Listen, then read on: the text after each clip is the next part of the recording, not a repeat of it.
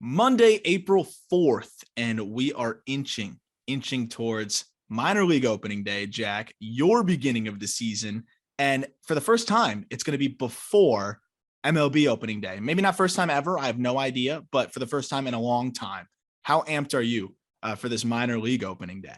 It's going to be awesome, dude. AAA opening day on Tuesday. This is tomorrow. Indianapolis opens at home against the Omaha Storm Chasers. So I get MJ Melendez, I get Nick Prado, and then I might get Kyle Isbell. I'm not for sure. Yeah, I hope you don't, honestly. I hope I don't too. Because you got a nice influx of talent. If we're talking about Jack's selfish experience here, O'Neal Cruz, for whatever reason, was sent got Cruz. Yeah, so you get Cruz, and now you're going to get MJ, who, as we talked about in previous episodes, has no business being in the minor leagues, as does Nick Prado have very little business being in the minor leagues.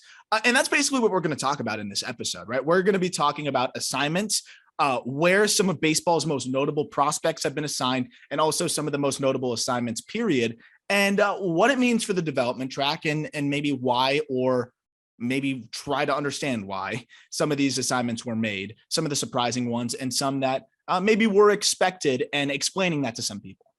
It's also a briefing like, hey, if you've got MILB.TV on and you see that the Frisco Rough Riders are playing, oh, Jack Leiter, that's Jack Leiter's team. Correct. So what we wanted to do with AAA opening day getting going on Tuesday, you got MLB opening day on Thursday. The rest of minor league baseball opens on Friday, which is when actually half of Major League Baseball teams open. So they open on the same exact day.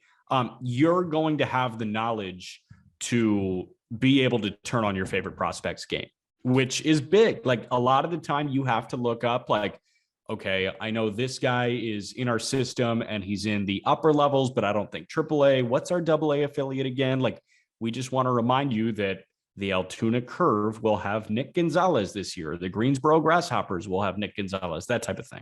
Yeah, absolutely. And, after a year where, we didn't have a minor league season in 2020, so 2021 was a little bit unique. I still think there's a little bit of that aftermath where we'll see teams be more aggressive with certain prospects. We'll see teams be less aggressive with certain prospects. And it results in some surprising decisions. I think the most obvious is the big league to AAA thing. Which guys we thought were big league ready that are maybe getting a different assignment than we thought, meaning that they went to the minor leagues, or guys that, like Hunter Green, for example, I'm happy to see him in the big leagues. That's a guy I was surprised to find out made the big league roster. And then even on the other lower levels, I know AA is not a lower level, but we were expecting Yuri Perez to probably be in high A. The 18-year-old, he still hasn't turned 19 years old yet, will begin the season for the Marlins. He's a top pitching prospect in their system in AA. Can't back it up yet because rosters aren't final, but I would say he's probably the youngest guy at that level. I'd be very shocked if there's somebody younger than Yuri Perez, who will have just turned 19 years old very soon at the AA level. There's no way. Youngest guy in high A Central last year was 20 and 3 months. A young 19 will blow AA baseball out of the water. And I think he's going to do fine there. I think it's an aggressive assignment. It's surprising. And you have the litany of names, and we're going to go through everything. I wanted to open up with the Yuri Perez thing, just because I've gotten to see that guy with my own two eyes. And that was one of the things I was really excited to be able to do over on the backfields. Wild to see how gifted he is as a 6'8" teenager that can really command three pitches pretty darn well, the fastball, curveball, and changeup. But man, I don't know how to feel about the AA assignment, Jack. I mean, is there much reason to do this? And for background, before you answer that question, he didn't pitch that much in high A last year. It was a short stint in high A. Only 22 innings there, 5 starts. He was great, 2.86 ERA. The underlying stats are a little bit more concerning, but I think he's going to be phenomenal. He could be the best pitching prospect in baseball soon, but why assign an 18-year-old, soon to be 19-year-old to AA?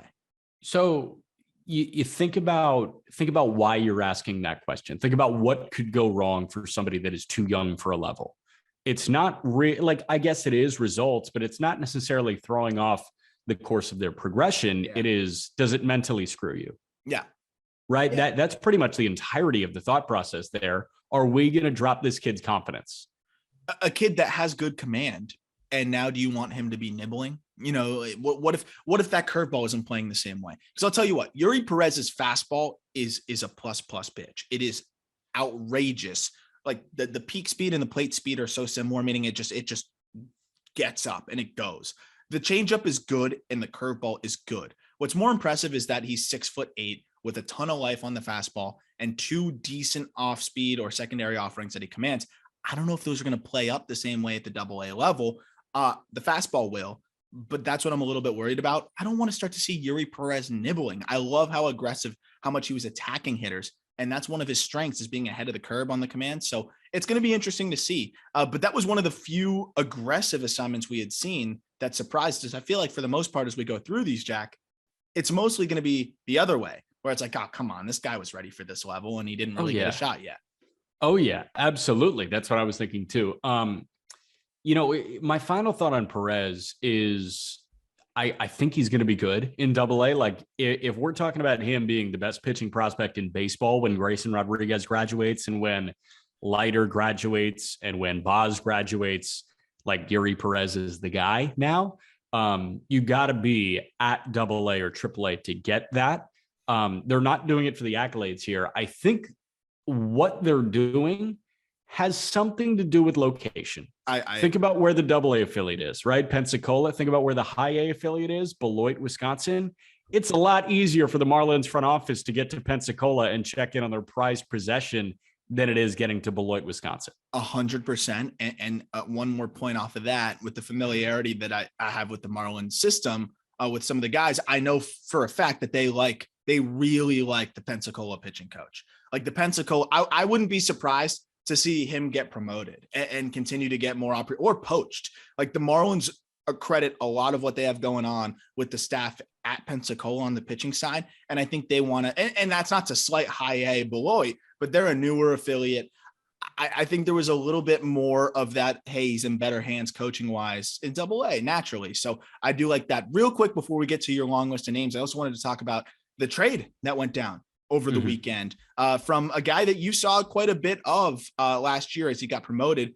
I can't say his name, but let's talk about the big leaguer that gets sent give it to me. Give it to me. I will tee you up with Sean Manaea going from Oakland to San Diego for a return that is as follows. As you will try and say. Euribiel Angeles. Yeah, good. Euribiel Angeles and Adrian Martinez, not the former Nebraska Cornhusker quarterback. Not the one that was supposed to be good and wasn't. Euribiel, something about the EUR. Euribiel, yeah. Euribiel Angeles. Great bat to ball guy. And I think a guy that the hit tools plus, you've talked about the defensive tools being able to potentially develop, but kind of a light return for a lefty established starting pitcher. You think? I mean, here's the thing. Angeles is really good.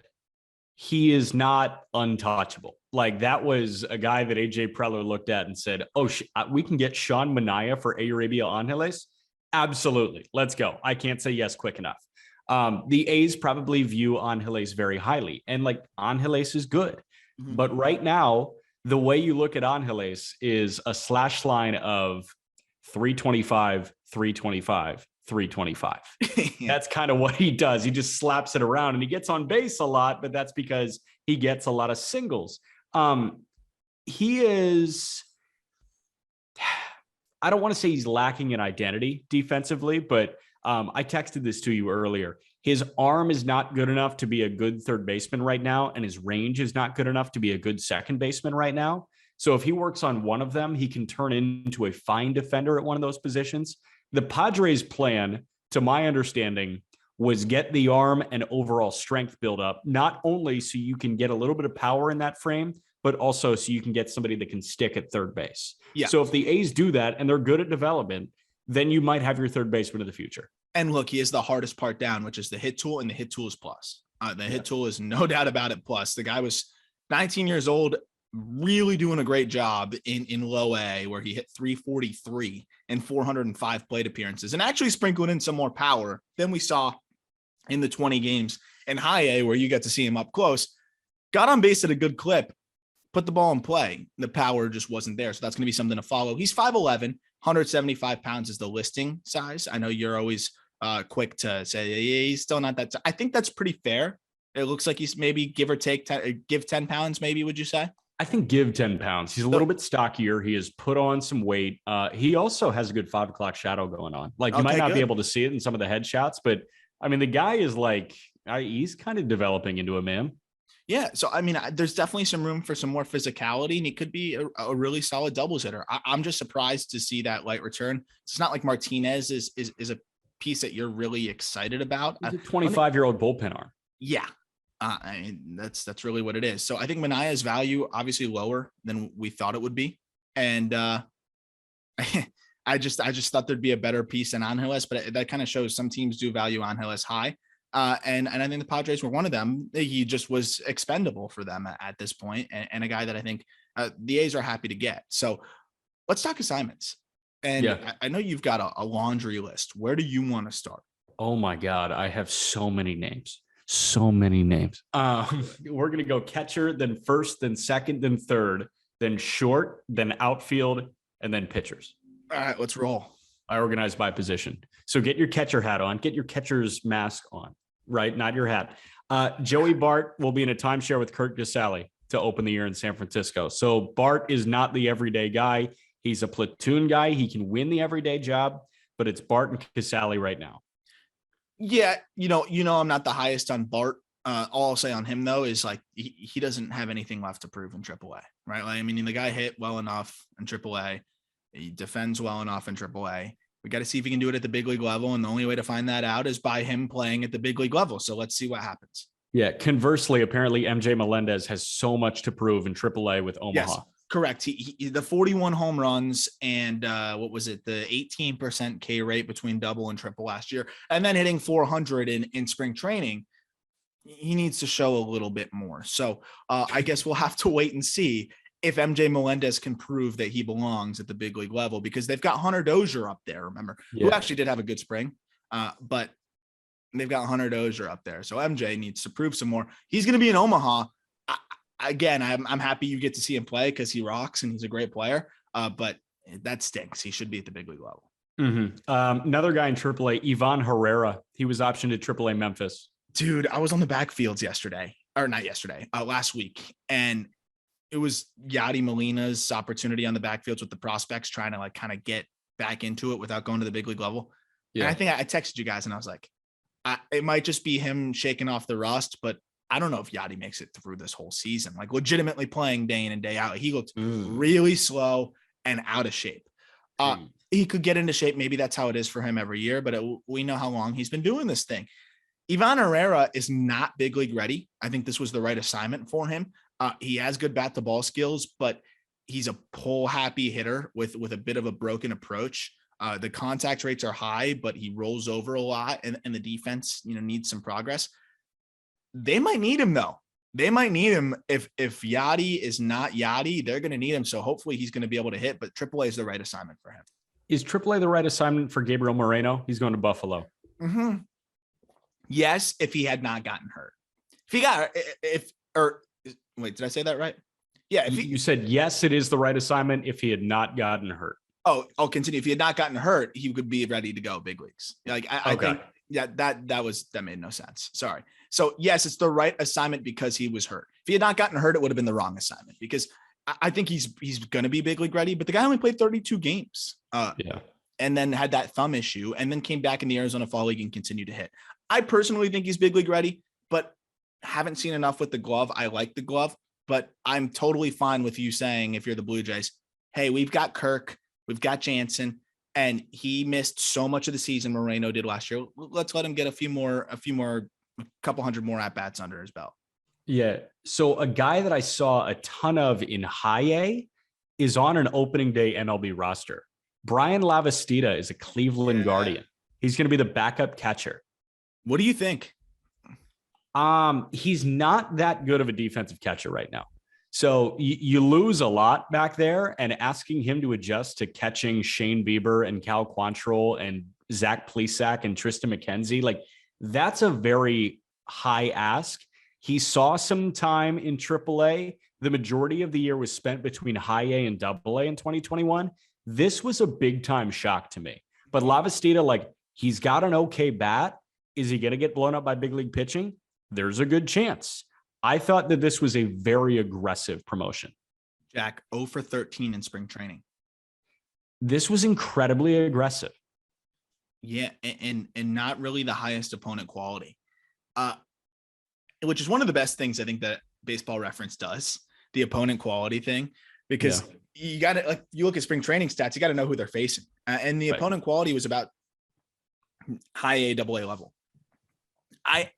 If he was raking and had the defensive limitations, I'd say, okay, well, you've got Hedges. This just gives you another offensive bat off the bench, but they must like something, Jack. He had a great year overall, and I think there's a lot to like with the bat as he continues to progress, but I find it kind of surprising to see him on the big league roster. I know they had to add him, if I'm not mistaken, to the 40-man because of the Rule 5, I believe. So that's part of the reason why. I think, I'm not even positive on that one. It's very surprising to me to see him make the roster. I'm glad he did for his sake, but yeah, I'm with you, Jack. Not quite sure why. No, he was a JUCO third baseman, I want to say, that they converted into a catcher. So he hasn't even been catching that long. He was still going through, like, getting acclimated. When he was in high A last year, he was still getting acclimated to being a catcher. When he was in double A, he was still getting acclimated. And then he only had a cup of coffee in triple A. They might really love something about him. They also might know that they might set the MLB record for shutout losses this year. Yeah. So if they can get an impact bat in their order, I think they want to do it. Especially if it can be at the catching position. And I feel like that's what they're feeling. And Naylor is still quite a bit away in terms of his offensive ability, and did not have a great year last year. Yeah. Two guys in high A. Tyler Soderstrom is expected to be in high A Lansing, and then Henry Davis likely starting in high A. Soderstrom, the bat, I think, is ready for double. But this is a guy that is very keen on sticking behind the dish, and he's worked really hard at it, and apparently has looked a lot better so far in the early going this spring in that regard. So he's a guy that, in terms of offensive upside, 30 plus home run power potential, and because he has so much room to fill out in his frame, and a really good field to hit. The catching was a disaster last year, and that's what he really wants to shake. So I'm cool with him being in high A. Don't have to worry as much offensively. He's going to put up good numbers and really focus on the defense. He's a high school guy. He's still on the right development track. I'm totally cool with it. You just got Langoliers back, though, in the Matt Olson deal. Yeah, that's the interesting point. But, I mean, we see a lot of teams with two good catchers, and when one's catching, then the other can play first, and that would usually be Soderstrom, I assume. So it is interesting. But, what if Shea doesn't pan out at the big league level? Like, there's a lot of variables still. I don't know if you're thinking about that yet. It was interesting, though, that was the guy that they targeted, but maybe they just wanted to target an asset, which was a catcher that is big league ready, that you don't get that often, that can hit and is a great defender. And I think it's a hedging a little bit of what if Soderstrom's defense doesnwant to pan out? Who's going to be your catching prospect? Right. If it does pan out, then it's a good problem to have, right? Yeah, 100%. You want to move to first base? Yeah. Do you have any thoughts, though, on Henry Davis? Not really. Like high A, I think feels like the right spot for him. I honestly think this guy could end the year in AAA. I agree with the bat. The bat is great. Again, it's with catchers. We can't underestimate how much of a learning curve there is catching wise too. And that's why I'm always okay with the slower assignments, the slower promotions, I should say, when it comes to the catching position. Yeah, quick ones for Spencer Torkelson. I mean, this was the biggest decision in prospect world this past week. Spencer Torkelson has made the Tigers opening day roster. You had that, we just talked about it on the Just Baseball show, the symbolic handing of the glove from Miggy to Spencer Torkelson. So the baton has officially been passed, and Spencer Torkelson is the torchbearer in Detroit. I mean, it was very obvious that they were trying to get Tork as many ABs as they could this spring to really be positive that he was ready.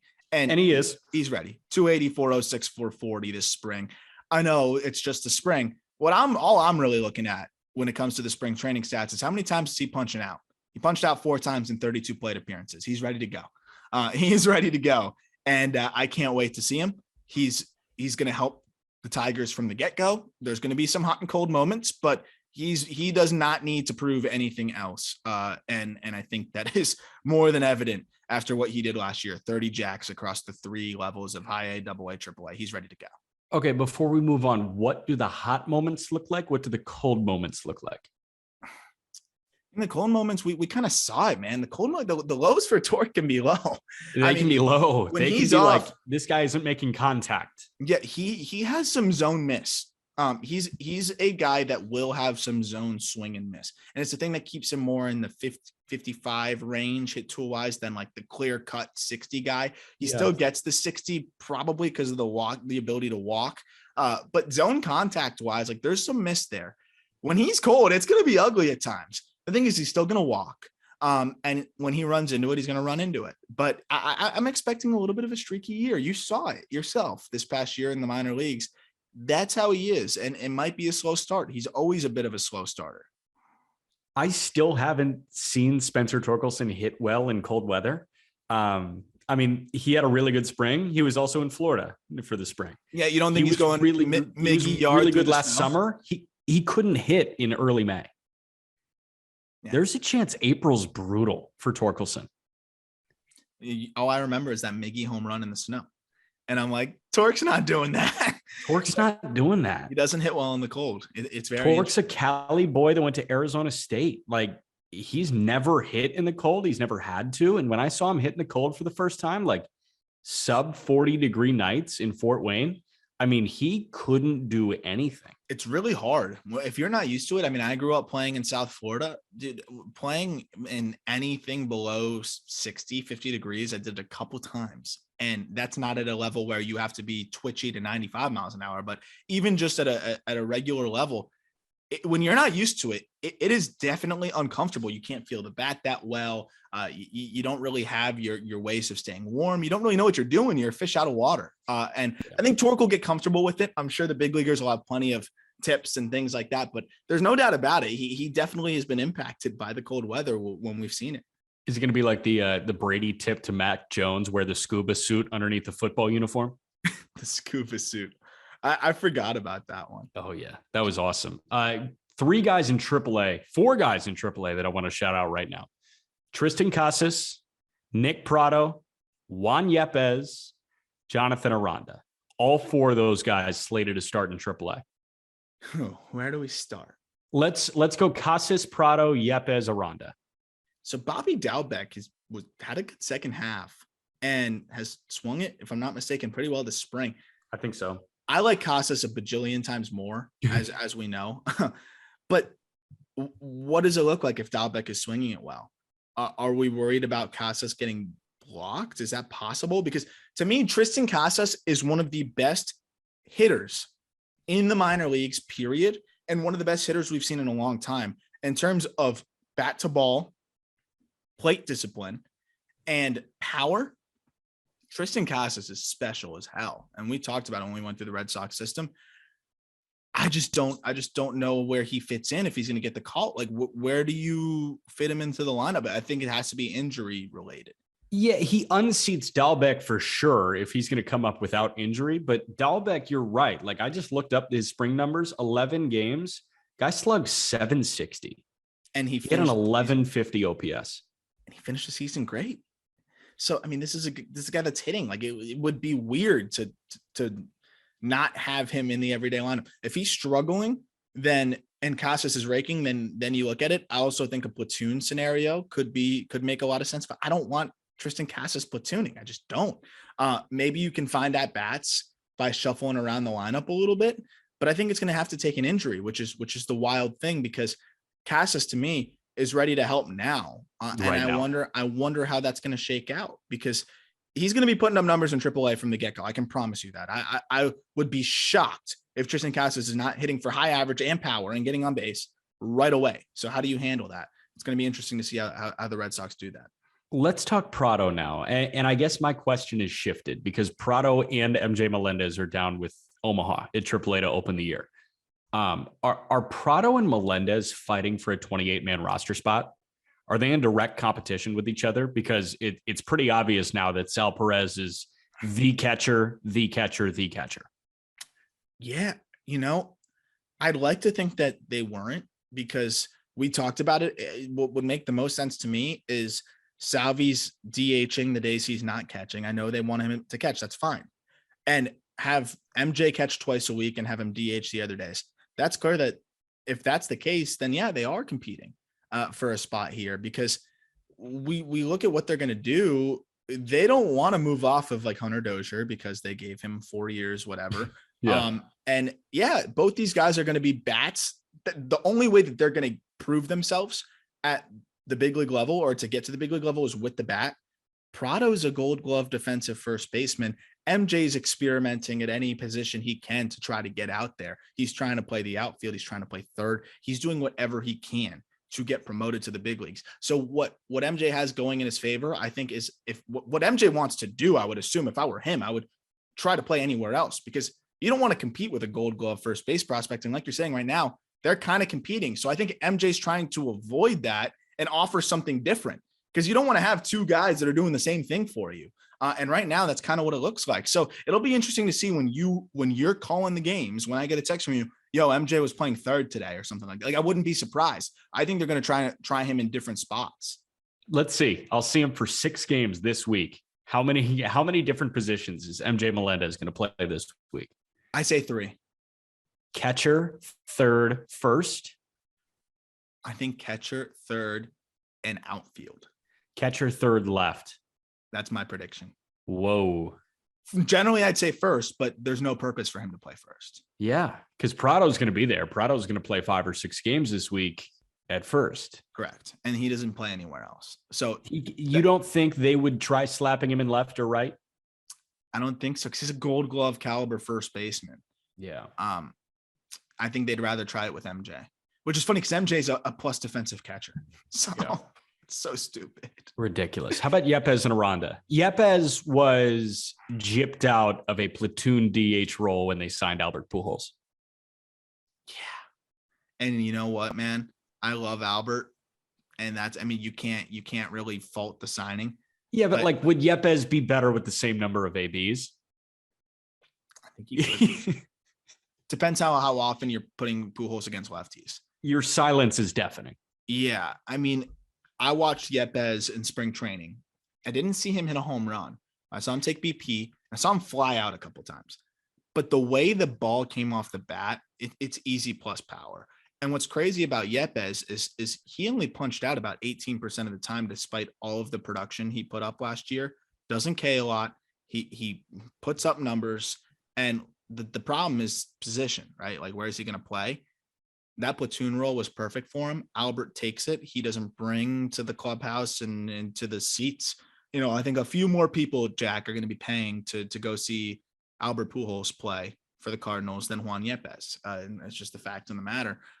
I wouldn't be surprised to see Yepez traded, frankly. I just don't really see where he fits in, especially now with Newt Barr, Dickerson also there. I know those guys are lefties, but those are other bench outfield DH bats. It's going to be tough for Yepez to crack that lineup. Tough week for Yepez. He got hit in the face with a pitch from Cade Cavalli and then got sent down. But he'll get his opportunity. I just think it might not be with the Cardinals. We'll see. Last one's Aranda. Jonathan Aranda is one of those guys that slides under the radar with the Rays, which is kind of weird. Aranda, like, all he does is put together quality at bats and hits. Yep. You're going to get sick of me saying it, but you know what I'm going to call this guy too? The Ty France effect. Yeah, he 100%, right? Is he not a Ty France effect victim? He is. Listen to these numbers, dude. I won't even talk about high A, where he hit 351, 449, 554 with a 170 WRC plus. How about double A? 325, 410, 540, 162 WRC plus, 10 bombs, 10% walk rate, 19% K rate. I'll tell you this. This is the last thing I'll say on Aranda. I've gotten texted by 3 different hitters, position players, who have faced Aranda and said, our pitchers don't know how to get him out. Like, this guy absolutely mashes. The problem was before, it was bat to ball, no position, and no power. Now it's bat to ball, some power, no position. That's a very important change, though. No, that's a way better prospect. It's a way better. 14 home runs last year in 110 games. If he can hit 20 home runs, he's going to hit high average.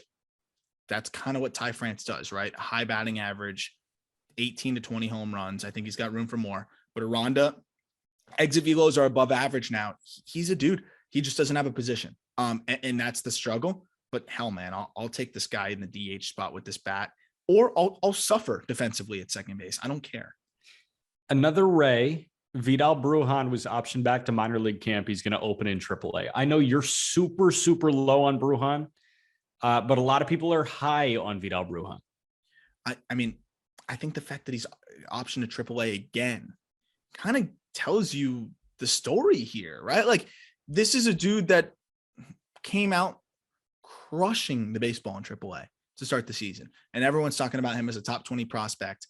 And he plays a full year in AAA last year, 103 games, fell off a cliff and struggled in spring training and struggled in the big leagues. And now he goes back to AAA again. What does he need to prove there? I don't know. Like, I think they just want to steal a billion bases. Yeah, I guess they just want him to find consistency. Yeah. I'm not huge on Brujan, and I'm not sure that the Rays are planning to use him. Like, I think Josh Lowe is going to be someone that contributes much more to that team at the big league level this coming year. I think Brujan should be in AAA, frankly.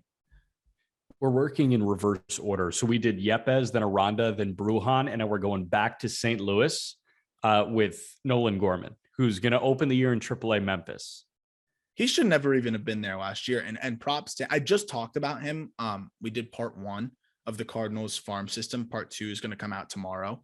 But what's really weird to me, so we're going to do a bonus episode this week is basically what I'm saying, because that episode is running so long, because I talked about Jordan Walker for 20 minutes. I think it was amazing how Gorman was able to hold his own in AAA, but like, dude, why was he getting such an aggressive assignment? It was kind of wild to see. So it's perfectly fine for him to be up in AAA.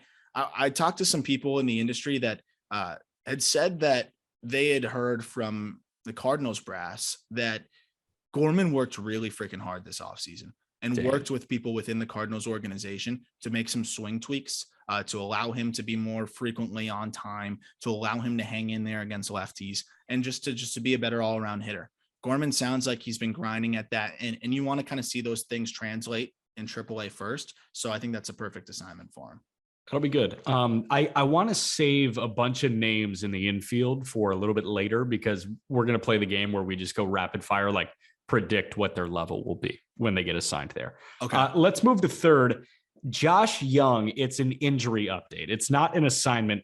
He doesn't need a sling anymore, according to Jeff Wilson. He's still likely to miss the entirety of the year. So Josh Young, I mean, there's a chance that he could be a DH. He could either be a DH in Round Rock at the AAA affiliate, or he could be a DH in Texas, but that would happen at the tail end of the year. Do you think they just shut him down entirely? I was going to say, is that even worth it? No, it's not. It's not. It's really good news. I had that labrum surgery, and for me, it was a slap tear. So like top to bottom. And so I was in the sling for a long time, for like 6 to 8 weeks. It really sucked trying to get back from it. And I wasn't playing competitively anymore outside of club baseball, but just call that competitive. But just to kind of fill in, and this is something I've talked to other players, other prospects that I know have had the same procedure done. You don't feel the same. And if you rush back, you can create some bad habits. And I felt myself trying to do different things with my swing, with my movements than I'd ever done before. Like, it's just your mind's way of trying to skate by. And if you rush him back for what? Are the Rangers going to be pushing for a playoff spot? Probably not. No, hell no. Does it make a difference if he gets 100 PAs at the end of the year, even in AAA? No. And you don't want to force those bad habits, because you really do struggle to get slotted and feel the same again. It's like if you don't throw a baseball for a long time and then you try to throw it again, you're like trying to find that arm slot again. You know what I'm talking about? After you and then you're sore as shit the next day. Exactly. And then when you're sore, you make more bad habits. They shouldn't bother with him. Let that guy get right. Yeah. Jose Miranda with the Twins. He was optioned to AAA St. Paul. No comment. Is this another guy? Is this a Melendez guy? No comment on a podcast that you host where literally all you do is comment. Welcome to the call up, where I'm just not going to comment on this one because it bothers me so much. I mean, dude, he should have been up last year, right? Yeah. Right? And again, I told you, we talked on the phone before we record this episode. I was like, one thing I want to make sure we avoid is just saying every prospect should get called up because fuck the system, which is true. Like there are some frustrations where we're like, oh, another service time guy, another service. What does Jose Miranda need to do? What did he not show last season? He hit 344 with a 400 on base percentage between double and triple A and a 12% K rate with 30 home runs. I understand the defense is the question. He's never going to be a good defender. It's just not going to happen. And I don't think having him in AAA for another year or another few months is going to do anything about that. It's not like the Twins are the best offensive team in the world. They're a lot better. But also, is Aranda better? Do you like Aranda? Do I like Aranda or more than Arraez? Sorry, excuse me. Arraez. Do I like Arraez more than I like Miranda? Yes. Am I allowed to drop the F-bomb on the call up? I accidentally did already. So okay, perfect. Fuck no. Okay, cool. Yeah, and apologies for the F-bombs. You can let us know if you don't like those. Yeah, for sure. I mean, dude, like, what are we doing here? Like, Miranda is better. That he offers like exponentially more power than Arraez. Arraez, yeah, could he hit 330? Yeah, but is his slugging going to be 380? What did Miranda just do? What did Miranda just do? He just hit 344. Miranda, I mean, dude, like, I'll run through it again. 127 games, 344, 401, 572. What did this guy not do? 30 bombs, 94 driven in. I don't know what he didn't do. Defense. I'm telling you, like, that's it. It's the defense. But you know who stinks defensively? Luis Arraez. He blows. He's actually a bad defender. So I don't get it. I maybe Twins fans really like Arraez. And I think Twins fans, I've noticed, and I've had some questions like, you're not worried that Miranda came out of nowhere last year? No, I'm not worried because he didn't come out of nowhere. He was a second round pick. He was the highest drafted player from Puerto Rico, from that Carlos Beltran Academy until Heliot Ramos was drafted shortly after in the first round. He was really good out of the gate. He had a 115 WRC plus in 2018 in low A as a high school guy, and then struggled when he tried to get to high A in 2019 and struggled to a 98 WRC plus. Then we have no 2020 season and he explodes in 2021. To me, that's not coming out of nowhere. That's a guy that figured it out during the time off and already had a track record of good bat to ball. Power really came through. This guy belongs in the big leagues. We've already spent plenty of time on him, but it's stupid that he's not. I assume that he'll be up relatively quickly. But I mean, if Arraez is really hitting it though, or really swinging, it'll be interesting to see where he slots in. But this guy could help them win now and help their offense a bunch. I think we're also forgetting what their defensive alignment looks like because Arraez isn't even going to play the field. He's going to be the DH because you've got Jorge Polanco at second, Correa at short, and Giovanni Urshela at third. Miguel Sano's the first baseman. Get Arraez out of there, make Sano the DH, and put Jose Miranda at first base. Absolutely. That's a good point on the defensive alignment there. And also, Gio Urshela needs some days off. The guy does not stay healthy. Miranda's not a great defensive third baseman, but he can hold his own. You bring up a good point. He made 28 starts, did Miranda, at first base between AA and AAA. That makes more than enough sense to me. He's 6'2". He's tall enough to play the position. Get Sano to DH and do that. Maybe they trade Arraez for a pitching prospect or for a pitcher, but I could see them trading Miranda potentially if they really prefer Arraez. I think that would be backwards though. Get you a way better return. If you've got Miranda and a filler for Frankie Montas, that gets the deal done with what we just saw from Manaea. It's going to be interesting to see. I think Montas is going to get a haul. I think he gets him a haul. But it can't be headlined by Jose Miranda? And it'd be another solid piece. But yeah, I mean, he could headline a package. Who would you see? I think Duran's untouchable for them. Because he can help them now. I think anybody that can help them now. And he looked amazing in the spring. Canarino can help them now. Like any pitching prospect that can help them soon should be untouchable. Balazovic? He can help them very soon. I wouldn't really want to deal him either. I don't know. It's tough. It's tough. I would probably say you trade Cantorino. Winder can help you sooner. So something along the lines of I would say a package like that and throw in like Marco Raya, who's further off. That they could get it done. They could definitely get it done. Yeah. Shortstop, Bobby Witt won an opening day roster spot, according to John Heyman.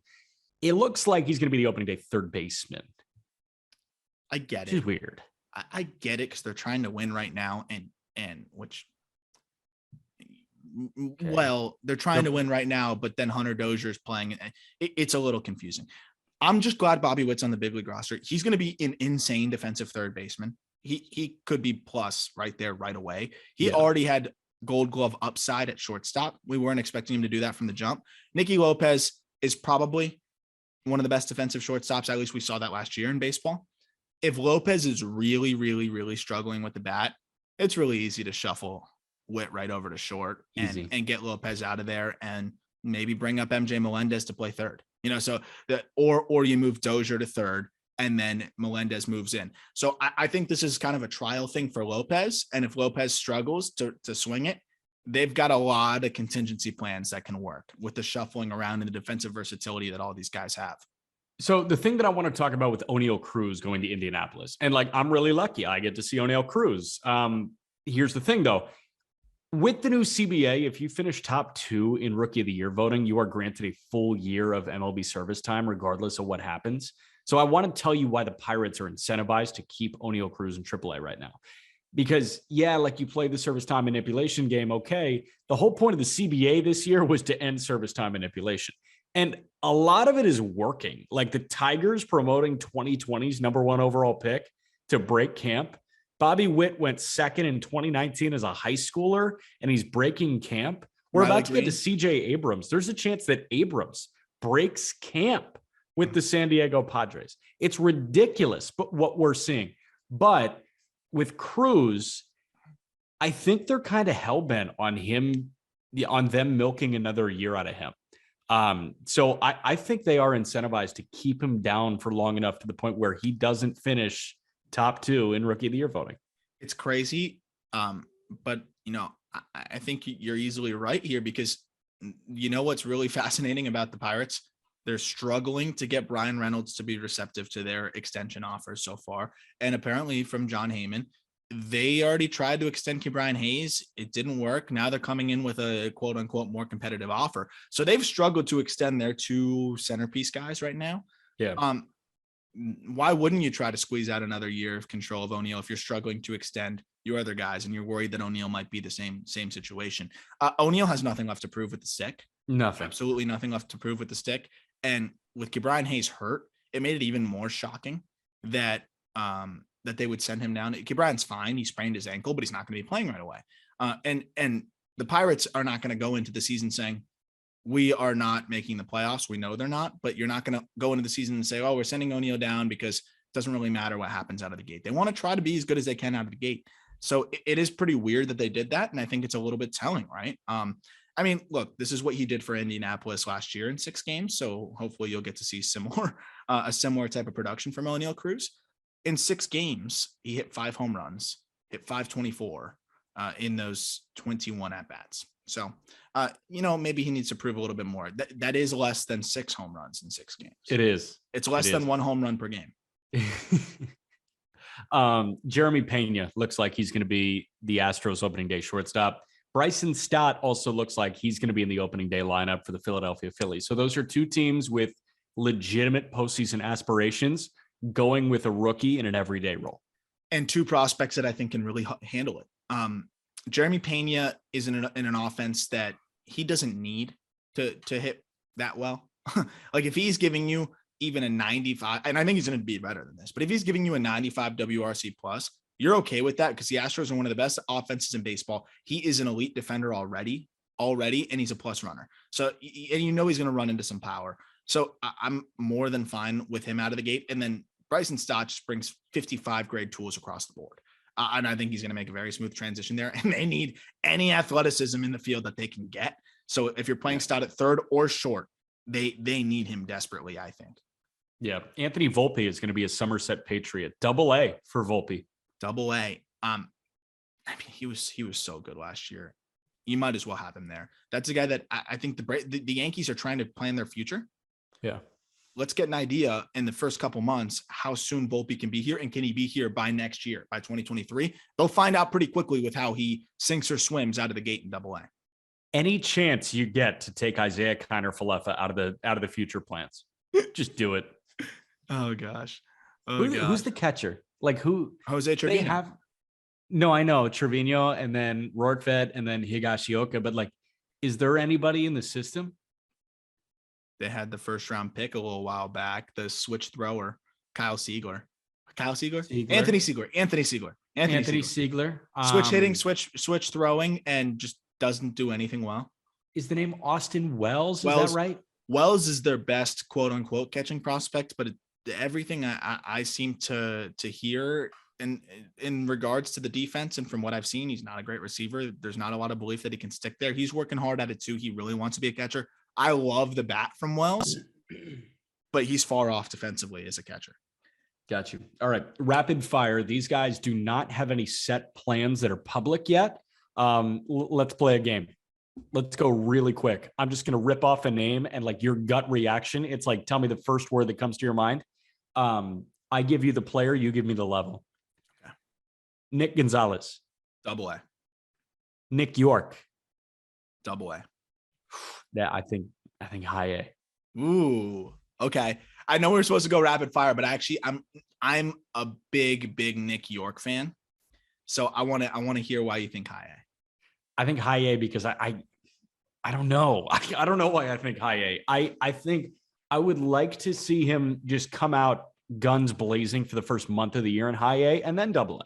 I guess it would depend. Honestly, I've not gotten any word on York from Red Sox. Boston's one of the few teams that I really just don't have much reach to in terms of like, how's this guy looked at camp? Jeremy Pena was the one I got a bunch of texts after, like, you were right about being like, don't be afraid to double down on your take from some friends like that were out there. Like, definitely feel good about Pena. I don't have anybody to run my shit by with when it comes to Nick York, but 96 plate appearances in high A last year, hit 333, 406, 571. So it really just depends how he looked at camp, but I think both are fine. I'm going to go aggressive double A though. Okay. Michael Bush. Triple. Agreed. Xavier Edwards, triple. Jordan Walker. It's tough. Does he repeat? High A. Okay. So he spent the last 2 months, I want to say, in high A in 2021. He made a mockery of low A. I talked about it in the last episode. Strikeout rate jumped, walk rate dropped, still held his own. I think if off the top of my head, 124 WRC plus in high A, but let's let the 19-year-old get some more acclimated to high A. Yeah. I'll be with you on high A. I think double A quickly though. Yes. Beatty. Triple. Okay. Miguel Vargas. Triple. Absolutely triple. Noelvi Marte. High A. High A or double? High A. I really see an overly aggressive approach. Like let's take our time here with Noelvi. Okay, and then Marco Luciano. High A again. Yeah. I think he grew a few inches too. I'm really worried about his tool. He struggled big time in high A. I want to see those guys kind of get more acclimated and get more comfortable with their swing at that level, because the jump to double, they will get blown up, I think, right now. We'll play this game at the end of outfielders and pitchers too, and we'll speed up the pace a little bit. Riley Green looked like he was going to make the opening day roster, but he was diagnosed with a fractured right foot this past Saturday, according to Chris McCoskey of the Detroit News. 6 to 8 weeks and then rehab. Worked out nicely for the Tigers in terms of that extra year of control, right? But the shitty thing about it is that the Tigers were actually willing to start him from the jump. It sucks, but he'll be ready to go. He'll have some rehab games, like you mentioned, and he'll help that team sooner rather than later. I'm excited to see him. From a mental space standpoint, Torque and Green being there together would be massive for them. Oh yeah, they can go through the growing pains together. Yeah, and like 6 weeks sounds like a lot, but he could be up there by May, middle May. And we'll forget that he missed the first month and a half of the season by the time we get to August. Yeah. 2 guys optioned down to AAA. Brennan Davis, Alec Thomas.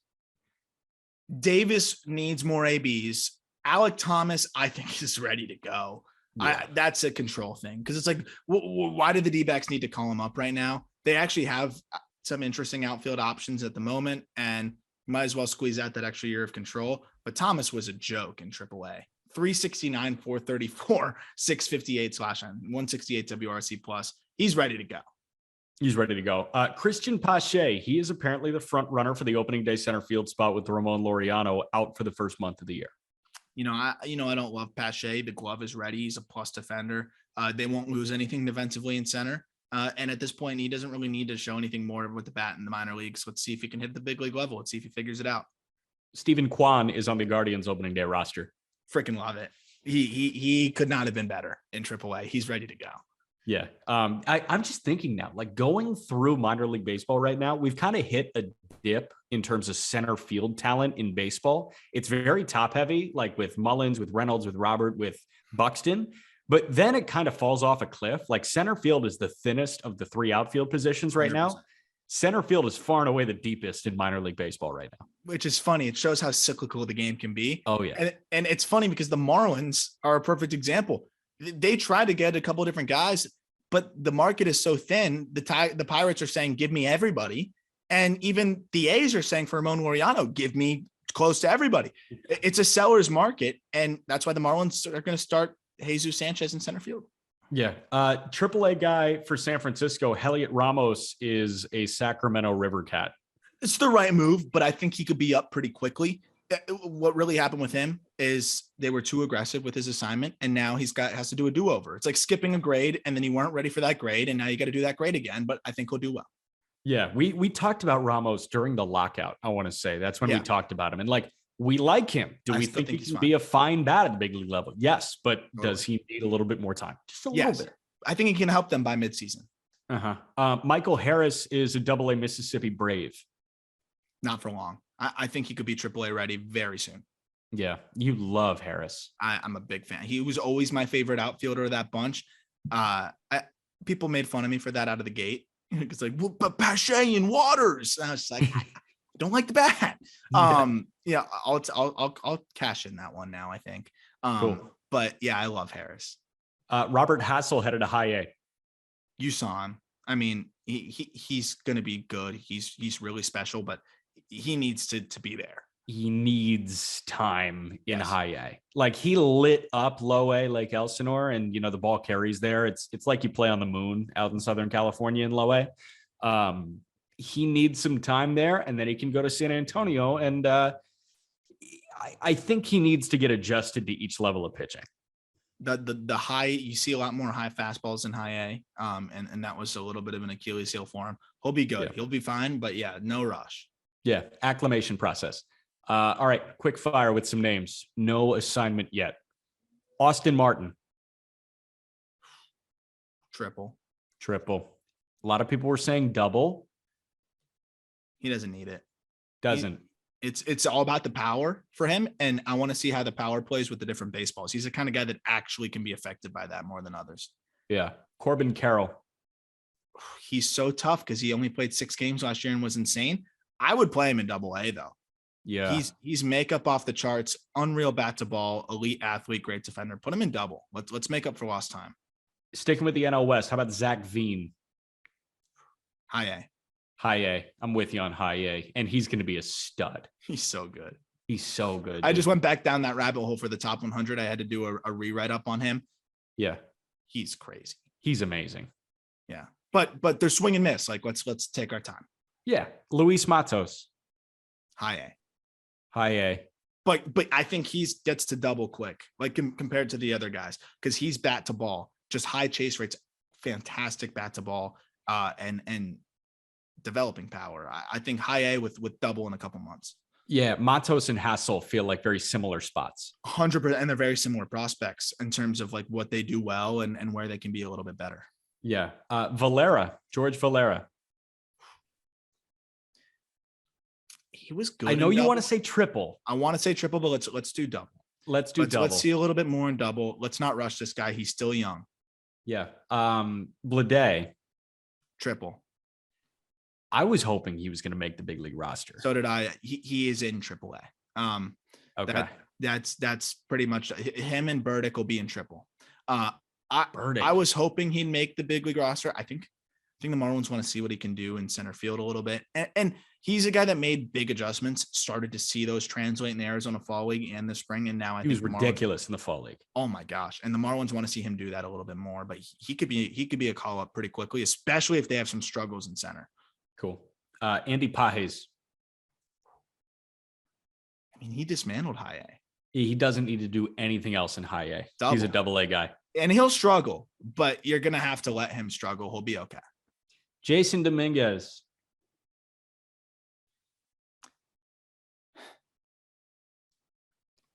It's hard. Like, you want to say low. I'm going to say low A. Yeah. I'm going to say low A.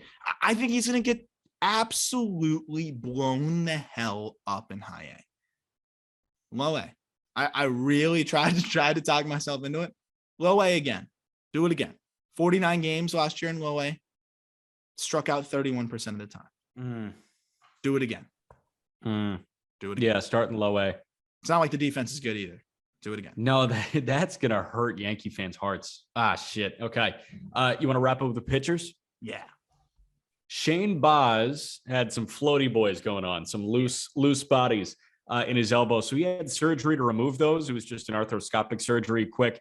He should start throwing again next week. Maybe a start in Durham, but he's a Ray when he's healthy. Yeah. Totally. He's gotten nothing. He should have been up even earlier last year. Yeah. And he pitched in the postseason. He's ready to go. We've got an opening day starter alert. Joe Ryan is Minnesota's opening day starter. I love it. Like I think he's legit. I think he's a legit big league arm, and he's not an ace, but hell, I love it. Hunter Green has made the Reds opening day roster. It's the one time I'm going to tell you why, and I don't think he's ready. And he's a 2-pitch guy right now with not great fastball command and misses over the middle a lot. And he's going to give up a lot of home runs. And I think he's going to get blown up. I really do. And I hope I'm wrong, but I think he's going to get blown up. So Bobby Nightingale said that he will start on April 10th. That's game 4 of the year. Mark Sheldon of MLB.com says that Nick Lodolo is going to start game 5 or 6 of the year. With Luis Castillo, with Mike Minor opening the season on the IL, Lodolo is going to get a crack along with Hunter Green. Health to the wayside here, because Lodolo, it's really about health. I would be absolutely floored if Hunter Green had a better rookie season than Nick Lodolo. Absolutely stunned, floored, and would question a lot of what I do. Why? That's how confident I feel that Nick Lodolo's bad day is a lot different than Hunter Green's bad day. Hunter Green's bad day is a ton of walks and a ton of home runs and 10 earned runs. Nick Lodolo's bad day, he can pitch to contact, get ground balls, and survive. That's the difference for me, especially in their ballpark, but especially because Lodolo has like 4 different pitches he can come at you with. Green, it's 2/3 of the times a fastball that's pretty flat. I think Green's going to be great. I just don't think that it's now. Yeah, nightmare scenario for Lodolo really feels like 3 1/3, 6 earned runs on 8 hits. Green feels like not getting out of the first inning. Yes, and it's like 9 earned. It's like a couple walks, like a Cade Cavalli line. An error by whoever the hell they have. Maybe it's Colin Moran at third, and then the grand slam. Yeah, Mike Moustakas. Matt Brash is on the opening day roster. He's in the rotation. Brash, your guy. I'm so amped on him being in the rotation. The commands come a long way. Slider is as good as any in baseball. He's the dark horse rookie of the year, like we talked about on the Just Baseball show. Yep. Reed Detmers is Anaheim's 6th starter. Yep. What does that mean, 6th starter? I guess they might go with a 6-man rotation off the top, just so they can give guys an extra day of rest. So the team with historically no pitching now has 6 pitchers. I guess. Hey, they drafted 20 of them last year. I like it. He has nothing left to prove in the minors. There's going to be some growing pains with the blow up starts, but I think he can be a really good arm for them in the back end of the rotation. So he made 1 start in AAA.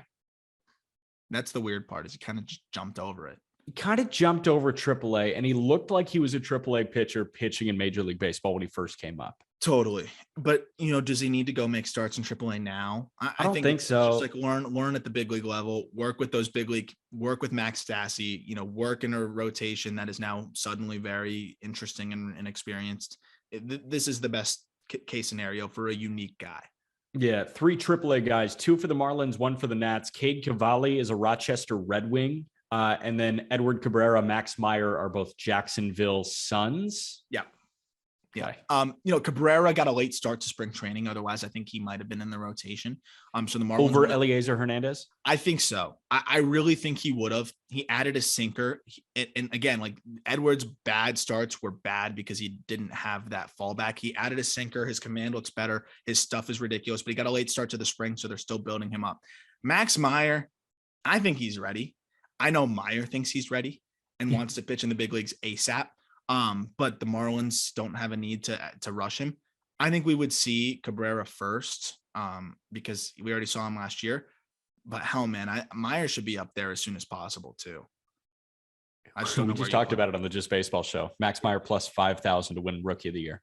And move Eliezer to the bullpen. But there's a scenario where if the rotation's full, I could see Meyer go to the bullpen and why not? And go in that Michael Kopech type role, and he'll thrive in it.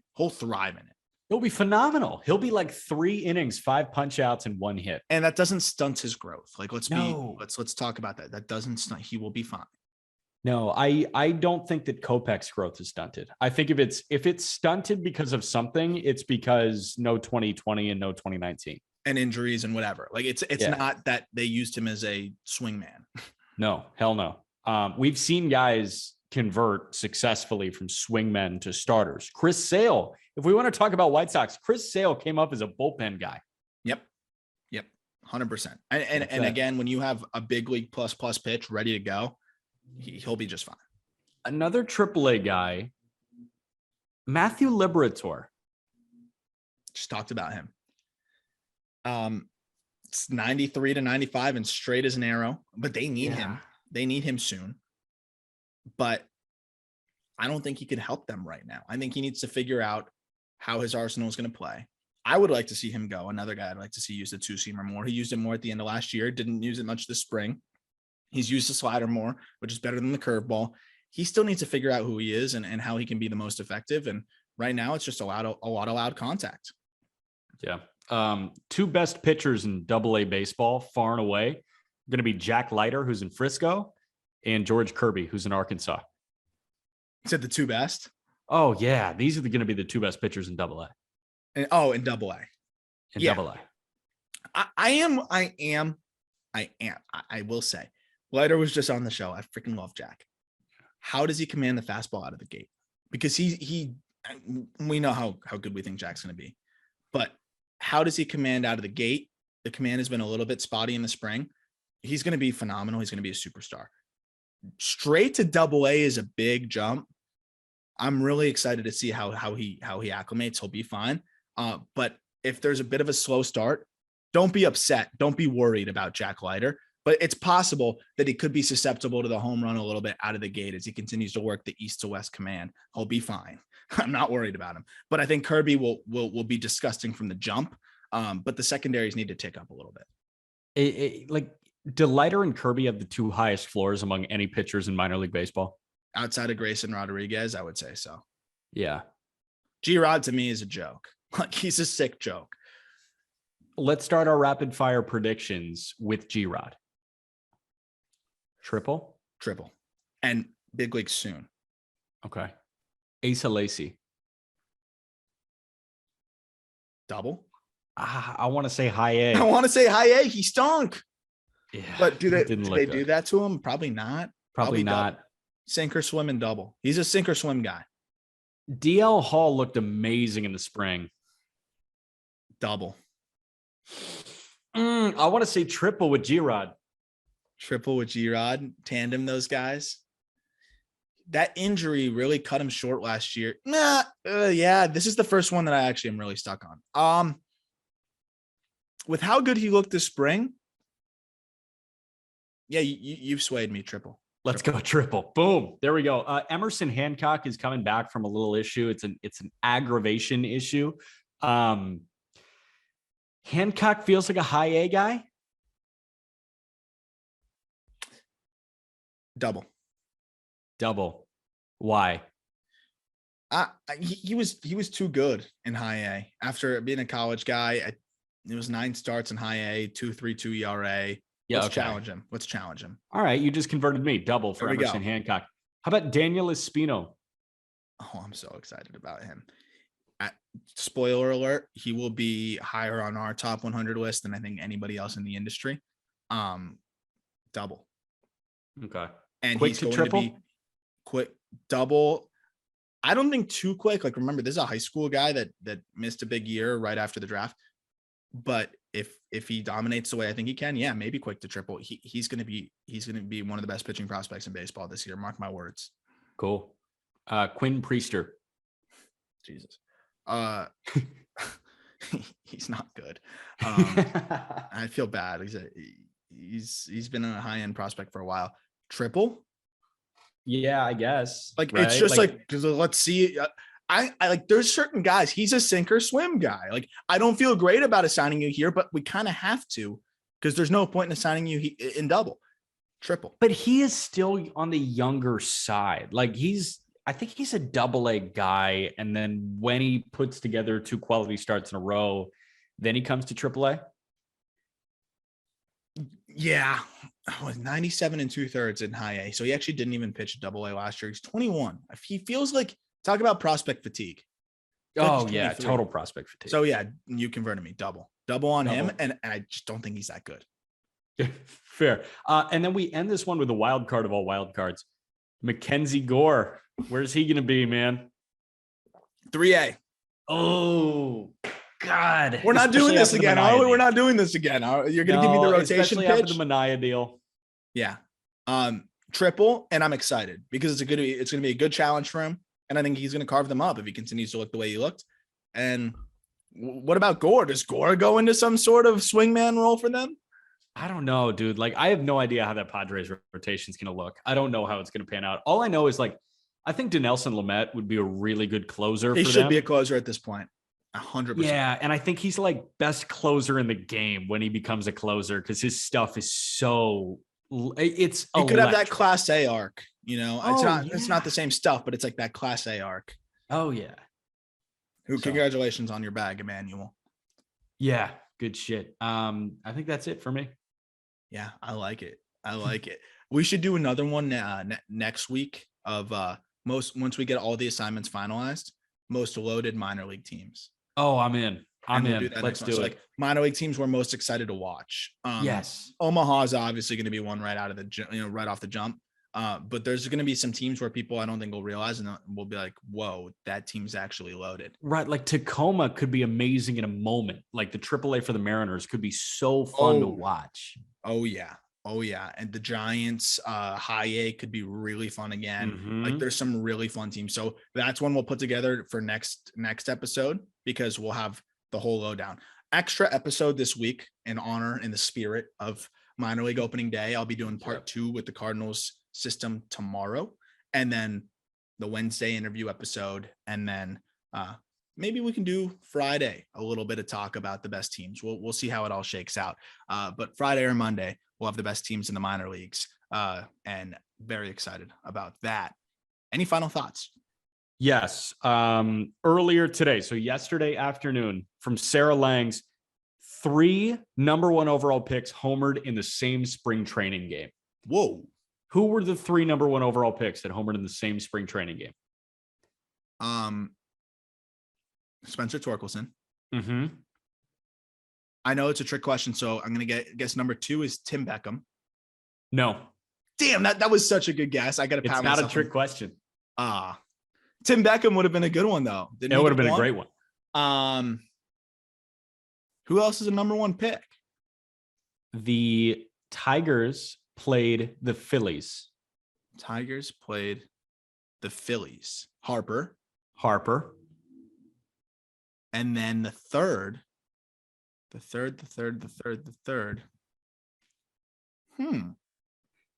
Tigers played the Phillies. Miggy's International. I think you got me stumped on this one. You got me stumped. Who's the third? Mickey Moniak. Oh, geez. Great spring for Mickey. Though. Tip of the cap. Great spring for Mickey. Yeah. Makes the opening day. Yeah. Why didn't you mention him with the Outfielders, bro? Oh, Doesn't fit shit. the Son. narrative. I forgot he was a prospect. Doesn't fit the narrative. Yeah, I guess still, he's technically graduated. but he's got rookie eligibility still. Mickey Moniak still has rookie eligibility. Dude, I watched him take batting practice when our first credential with at Citi Field.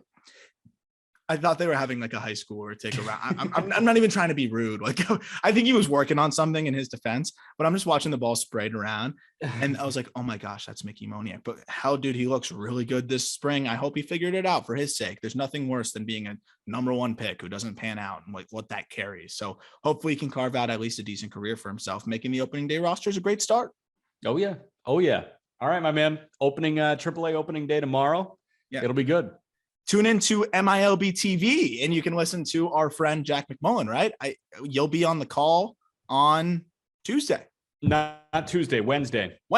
You'll be on the call. Wednesday's my first one. It's Divide and Conquer with the Hall of Famer Howard Kelman. Very excited. So me and we got a couple other guys that are tag team of the year with the great Howard Kelman. Cannot wait. Going to be really fun to tune into that. Definitely recommend the MILB subscription.